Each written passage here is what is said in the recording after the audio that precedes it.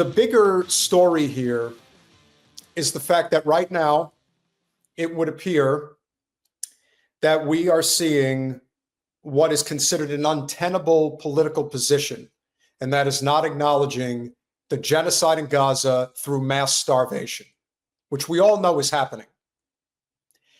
And the reason we know it's no longer tenable is because we have the likes of Amy Klobuchar, who is as knee-deep within the Zionist movement and AIPAC as you could possibly be, among others, saying that we have to get food into Gaza. But I will tell you, when Mr. Democratic Party sycophant himself, Joe Scarborough, starts talking like this, you know you've lost the plot, because they can't protect it anymore. And it's not like they've had an attack of conscience. It's not like they care about what's happening to these innocent children, the hundreds of thousands that are now going to be dead as a result of starvation. It's because it's not working for them politically. That's it. And here's what Scarborough had to say. Crossfire, Joe. I mean, these pictures that are coming out of Gaza at the moment are just heartbreaking. And again, we're seeing pictures of civilians and children and families lining up to try and get food and then getting caught by Israeli fire.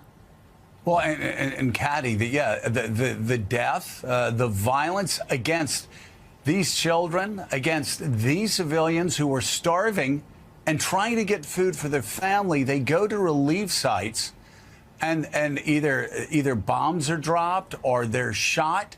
And of course, also, it seems so many supporters of Israel tried to put this down as propaganda from Hamas. But we've had the International Red Cross on twice talking about the numbers of civilians that are being slaughtered while they're going there and trying to get food relief in a region that's been on the precipice of famine now for a year. And what have you been saying for the past year about it? What were you saying about it when Biden and Harris were in the White House? Nothing. You didn't say anything.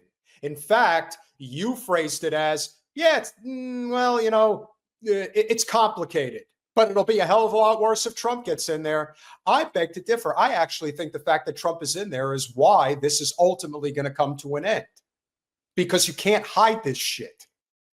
This is as bad as it gets when this guy starts talking about it.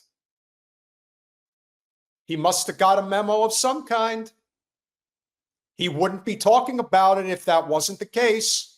There is no way that MSDNC, especially Morning Joe, which is their highest rated program when Rachel Maddow is not on TV, that they're talking about this. Of course they're talking about it now, because it's killing them politically. That's the only reason. They don't give a damn. Not one iota. That's the only reason. And you have UN convoys being attacked by Israel, trying to bring food in. It really is. It is a despicable, a deplorable, pick the word, situation that continues even a year. Even a year after so many people in the Israeli military and Israeli intelligence services said there are no more military aims in Gaza that we can achieve. We need to move to the next phase. And Netanyahu just refuses to do it. Let's bring in right now contributing editor for the Financial Times, Kim Gatash. She is also a contributing writer at The Atlantic. Kim, much to talk to you about. I first want to talk about this story that I just don't think is being picked up enough in the U.S. press. The Times has done a great job over the past 2-3 days putting... The past 2 or 3 days? You mean the New York Times that had Brett Stevens, that cuck pussy genocidal psychopath, put out an article saying, no, there is no genocide in Gaza? That New York Times, man, they really can't get their story straight if they tried. You know, I think the disposition of this lady pretty much sums it up. She's like, yeah, what do you want to tell me now, Joe? You want to tell me now you care about these kids? How much you really care? I mean, this should be a meme as far as I'm concerned. On the front page, talking about all of the Palestinians who have nothing to do with Hamas. All of these Palestinian children who are being slaughtered, their families, their grandparents being slaughtered as they try to get enough food to keep their family alive. Since Israel doesn't allow journalists in a lot of these areas, these relief areas, he doesn't care. And I don't expect anybody to, as much as I, would say that we have to change our course right now, and we do, but there is no question that the only reason why Scarborough or anybody else is saying this is because the Democratic Party is getting absolutely destroyed. And we know that they're getting destroyed. I believe, Colin, I had sent you a post regarding the current fundraising situation amongst the GOP and the Democrats. If you don't have that, I will grab it and send it over real quick. But in many ways, I think that this is reflective in why things are going as badly as they are going. They're going badly because they're not able to raise any money. I mean, we've been saying that the Dems are basically dead. That is the reality of what's going on now. If you've only been able to raise, I don't know if you have that or not. And I also want to show this image. Keep in mind, guys, remember Amy Klobuchar tried to come out the other day and talk about the fact that she now all of a sudden has an attack of conscience regarding Gaza. Well, never forget that this is her with Netanyahu and the entire bipartisan brigade of AIPAC-funded and owned senators, including Cory Booker in the corner trying to hide his ass because he thinks that people will forget that. But look at Teddy Cruz right in the front, all nice and happy with those 3-inch lift heels that he's wearing. He's a short guy, in case you didn't know. This is exactly why right now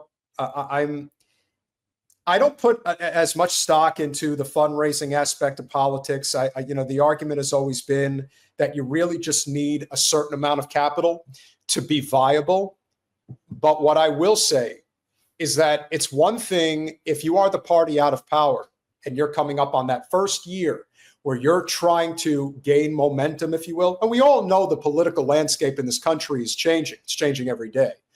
But this is a clear sign that the Democratic Party brand is in deep shit. And I mean deep shit. And Colin, if you want to cue that one up. The Republican Party has almost 5.5 times more cash on hand than the DNC at this point of the year. Trump has been in power for approximately 6 months. You would think at the backdrop of acknowledgement of the genocide in Gaza, the Epstein files, that big, beautiful bill that I passed, that the Democrats would not have such a hard time raising capital right now. But my God, do they ever.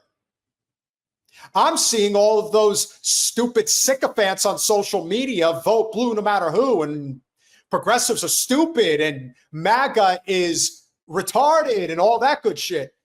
Give us money. How come you're not donating? The Democrats are never going to win if you don't give them money. I couldn't be happier than to see this. This goes to show you that if you can't garner any momentum with all that Trump is doing right now, you are dead on arrival. And even though I was listening to our friends over at Dude Dissidents talk about how you have these young up-and-comers that are salivating at the prospect of taking over the Democratic Party, or how they're so desperate to get the dinosaurs out of the party, and then all of a sudden, if they get in there, things are going to get better. Why would you think that it would? Who do you think funds the party? The party has completely buried itself. it's not going to change. There isn't going to be this great aha moment amongst the new generation that is now going to stop taking all of the money from Wall Street, Silicon Valley, and the military industrial complex. And let's not forget the Israel lobby. Until they're dead and buried, capital will continue to flow directly into the party, and they will continue to do as they're doing. The only problem is the Democrats are basically dead. And if you're this far behind on fundraising in what is historically, with rare exception, always considered the best opportunity to raise capital, when you are the party out of power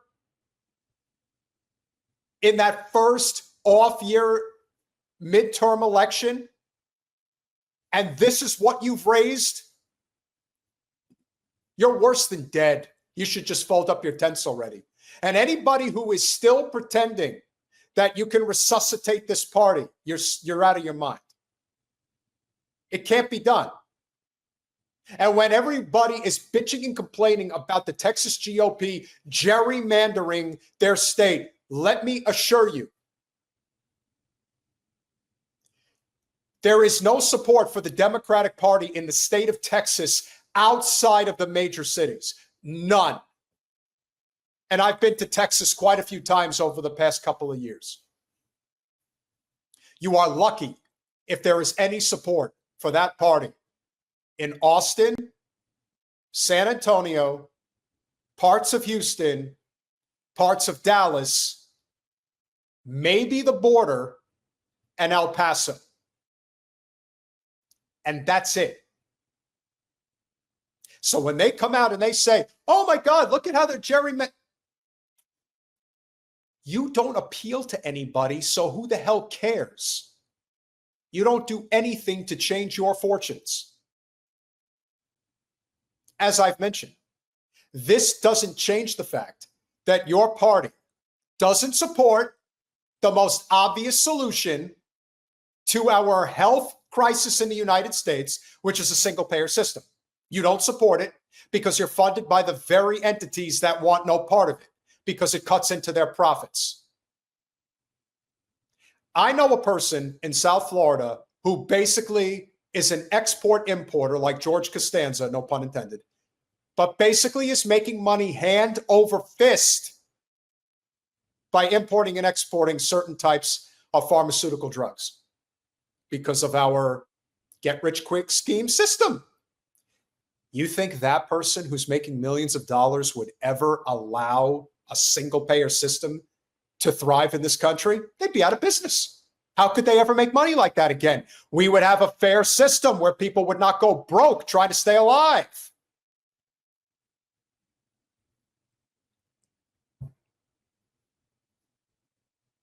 They don't support labor power. They support unions that do what they're told, like voting against their best interests, like they did with Wasserman Schultz against Jen. That they care about. Do they care about labor rights, negotiating for co-ops, negotiating for a living wage, negotiating for paid sick leave? Yeah, that's not happening. It's a farce. It's been that way for a long time, and it will stay that way. Save and delay. So as I've said before, do not resuscitate, do not save. This is a clear sign that the Democrats are as dead as a doornail, and it's not going to change. And it shouldn't. And if you're stupid enough to give them your money, light it on fire. I could show you text messages out the wazoo that never stop. Every day, all day. Give us money. Help us here. Help us there. AOC wants money. Maxwell Frost wants money. Chuck Schumer wants money. Even Hakeem Jeffries wants money. And they're not going to get it. And they never should again.